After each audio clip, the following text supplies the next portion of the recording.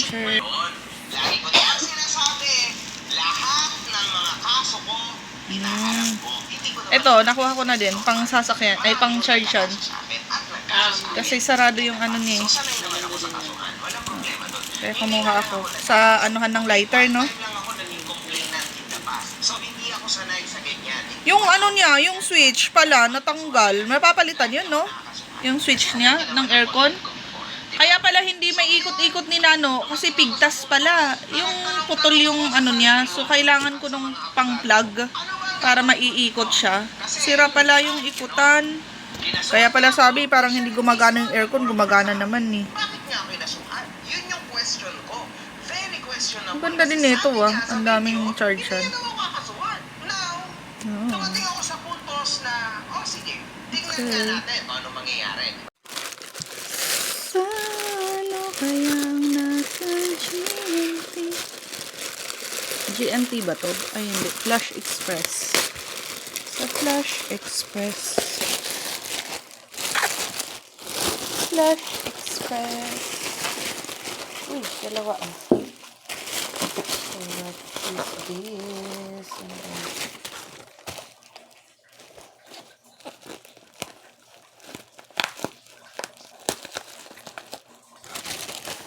Teka.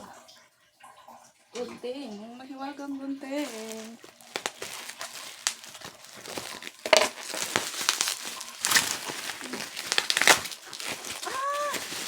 Dapat sinay ko na pala siya. Yay! Ang aking ito. Lavender.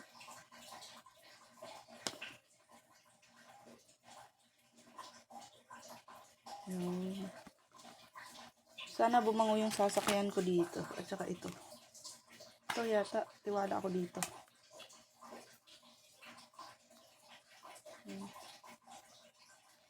Mabango talaga to. Ito na nga lang unahin natin.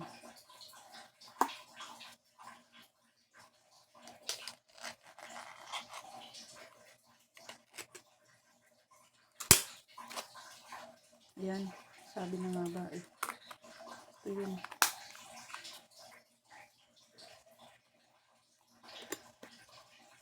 Mabango to. Alam ko nang mabango yun. So, yan ang una nating box. Yan na. Ito, isang box pala. Yung isang package. Ito yung salamin. Salamin. Ito ba yun? Oo. Liliit pala. Buti tanim nakuha ko. Mirror on the wall. Ay, ginaganyan. Okay, hindi siya adhesive. Ayan. So, 10. Ay, ilan man nakuha ko? 5? Ay, 5 lang. Saan yan? Sa CR. Sa CR ko yung ilalagay. And ito ay, ano kaya ito? Sa harap. Sa harap ng sasakyan ko. Tama ba? Dashboard. Ayan. Watch wax sa dashboard ng sasakyan. And pitch ang kanyang amoy. Diba? So, gagawin natin yan sa mga susunod na araw. So, yan ang laman ng ating unang parcel. Yan. I-return ko yan pagka ayan, okay. Parang alanganin ako.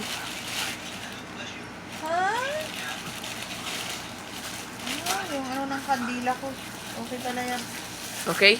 Oo, okay. Please naman, Disney Princess naman for the next chapter. Disney Princess naman, parang siguro sarap-sarap sa pakiramdam na alam mo sa Malisgat. Yung literal na sandalan. Yung ayusin lahat. Siya kasi tabla-tabla lang pala na sandalan eh. So ngayon gusto ko yun talaga. Gusto ko ngayon yung masasandalan ko na talaga. Yung alam ko na poste, anchor. Opo, anchor mo talaga. Yung alam mo na makakapagpahinga ka, hindi aandar yung, alam mo yung, kumbaga pagka nag-decide ka po na gusto mo, hindi ka po sa kanya magdedepende eh. Hindi. Pero alam mo pag gusto mo i-switch off yung utak mo. Alam mo lumalabas yun, yung feminine energy.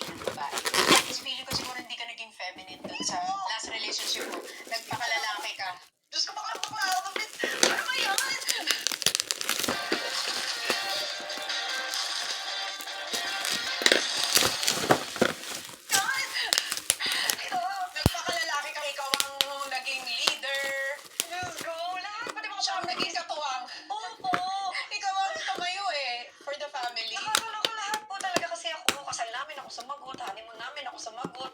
Wala siya sa Oh my aking God. vow, wala siya sa aking regalo. Walang vow? Wala po.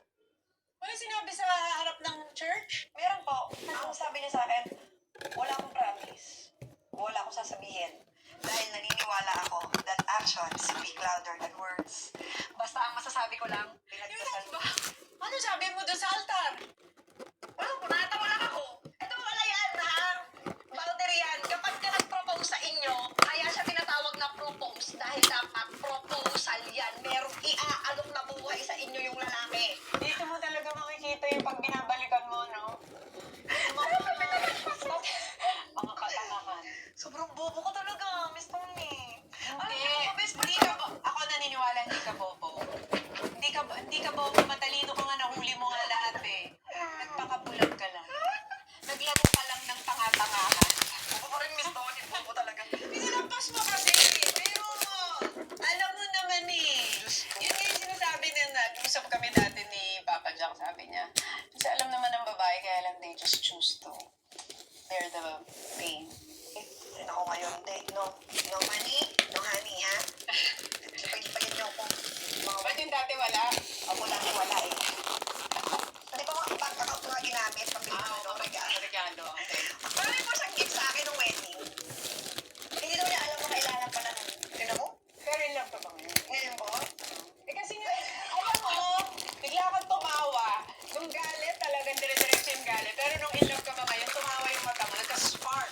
Masaya po ang heart ko ngayon. Yan lang po, masaya po ang heart ko ngayon. Yan po.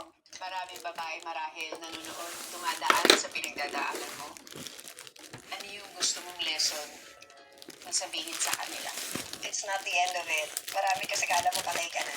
Pagkatapos, wala na magpamahal sa'yo pagkatapos. Hindi yun totoo. Never ever blame yourself kung bakit nangyari sa'yo yan. Hindi mo yan kasalanan. Ginawa nila sa'yo yan. Hindi ako naniniwala din doon sa yung you deserve what you tolerate. Yes, you might have tolerated it, but still, you didn't deserve it. So it's not the end of it. And hindi deserve ng mga anak nyo na ma-witness na ganyan kayo. So please, stand up for yourself, pray, and ilagay nyo sa isip at sa puso nyo na hindi yun ang katapusan. This one.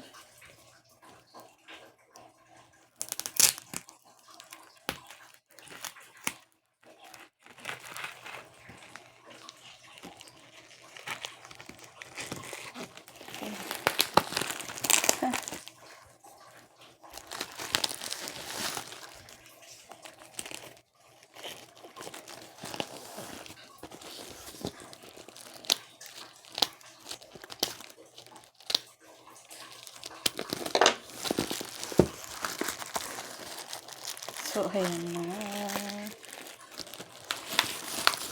Ayan. Ang bilis mag-ship ng ano na to. Ng sa wallpaper na to.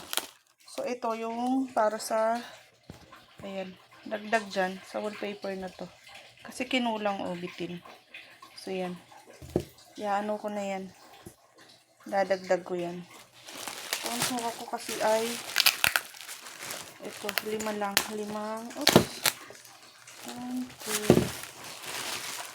3, 4, 5.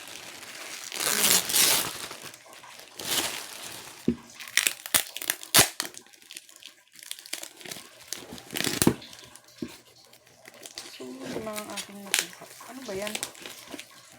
Kasi nakapaste siya.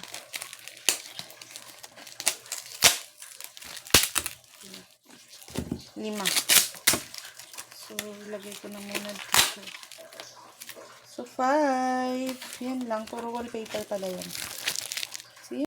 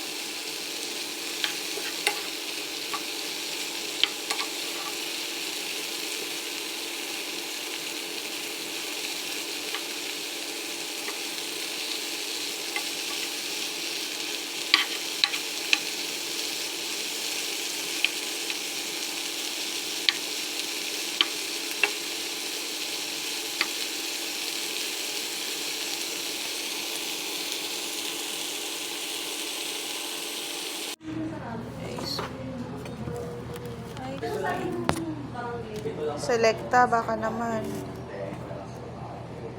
Ayan, yun ang dessert nila. Sige. Ito yung ice cream mo. Dati yung asan din? Ano yung bato? Tigas. Wala ba si Tigas dyan? Andyan. Mas Tigas.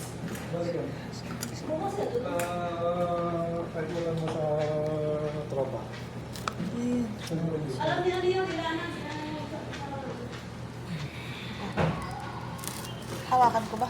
Oh, umiikot eh. Oh. Sige, sige pa. Sige pa. Ano, umiiri lang ah. Oo, iri pa, iri pa. Tinidor kaya ayaw? Parang mas makapal yung tinidor. Grabe yung pahirap ng ice cream. Kaya mo Para magpa- pala. Ayun o, yung yung fork. Alin? Parehas. Eh, pork ko to ah. Oh. Asan ba yung yung natin, yung ink? Saan mo nilagay na? Diyan, pwede. Maglagay ako sa black, ubos na naman. Bilis mo na. Ah, ang sarap niyan. Isa pa ang ganyan. Pingi ako. Para isang kagat lang, tapos okay na. Ay, ba't ang laki? Ayan, okay na yan. Pagkagat mo na. Ah. Ayan. Huwag na, akin na. Then, Subdued her while the shop let's continued to mock the have current Seihan. our However, brunch. Seihan was no longer the helpless little girl she once was. She frantically bit her father's hand, then grabbed the knife that Kain had fallen to the po, ground and lunged at him. kain. Unexpectedly, her younger sister, standing Thumbs up. behind her, suddenly used a taser on her, causing Seihan to fall into her father's Pag siya yung kasama ko para akong Sara munting prinsesa. Pero instead of potatoes, lumpia. Ikaw, ko. Saan sila nagpunta? Sa bahay ko lang. Every time nagkikita kami, walang kawala. Kahit red mark, lumpia pa din. Ang sarap ng pawis ko. Bakit? O, papakita ko sa inyo kung bakit ako pinagpawisan ng ganito. Dahil dyan, ayan, ginawa ko yung aking taniman ng gulay. Inayos ko muna. May mga natitirang bulaklak. Huwag nyo pansin yung mga bote doon. So, yan siya. Ay. Umuulan pa yan, ha? Diba? Umuulan pa yan. Pero, pawis natin. Tagaktak. So, yan. Tapos, gagamitin natin itong stand ng, ng aking display stand dati. So, yan. Yung mga basurahan natin. Yung mga tirang pots dyan. Pero yan, nilagyan ko naman. Lupa. Para mapagtamnan ko na siya. So, yan. Ito yung ginagamit ko pandilig noon. So, yan. Diba? May langgam na naman din ko yung dito mo noon. Bigyan ko lang ng tubig mamaya. And then yan din. Yung aking barbecuehan, ganyan na siya. May rust na din. So, yan. Palipan na lang. Gamitin ko na naman ulit kanina. Diyan din ako nagsasampay. Kaya yun yung kanilang dilig araw-araw. Diba? So, yan. Lilinisin lang naman natin yung paligid niya para maging okay siya. So, yan. Ang saya lang. Huwag niyan pansin yung mga bote-bote doon. So, saan ko na lang nilagay kasi. So, saan ba? Dapat para matanggal yung pangit na yun. Wala kasi ako paglagyan sa kanila siya doon. Yung mag-iisip ako ng paglalagyan ko din dyan. Sa mga susunod na araw. Pwede din yung mga pang halaman dito, no? Pero huwag na, ganyan na lang siya. Yun lang. Magtatanim, ayan, ayusin din natin yan. Magpapalit ako ng beddings ngayon. So, samahan ninyo ako. Plantita day, fixing up day, and may labahin pa tayo dun. So, ayos na natin yan.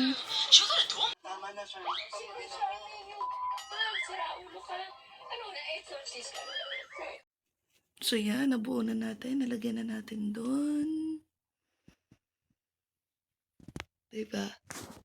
Tapos yan din, nabuo na natin hanggang dun. Yan. Hanggang baba yan. Yan. And then, na-fix na natin yan. May mga boxes pa ako dun ng papadala pa yan. And then, medyo naayos naman din natin yan. So, bawas-bawas din. Mababawasan din yan, guys.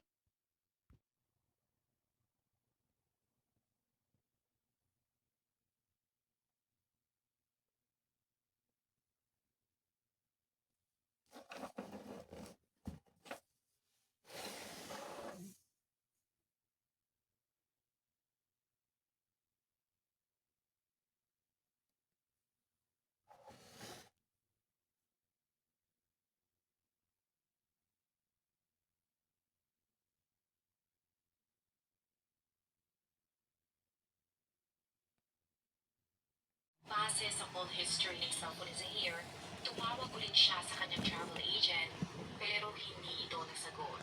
Kinabukasan, 9:50 ng umaga, ayon sa salaysay ng driver ni Noor, nakatanggap siya ng tawag mula sa kanyang amo at nakikiusap ng driver na sabihin sa kanyang mga magulang na pupunta siya sa Lahore kasama ang kanyang mga kaibigan. Para sa mga hindi pamilyar, ang lugar na yon ay ang pangalawa sa pinakamalaking syudad sa Pakistan.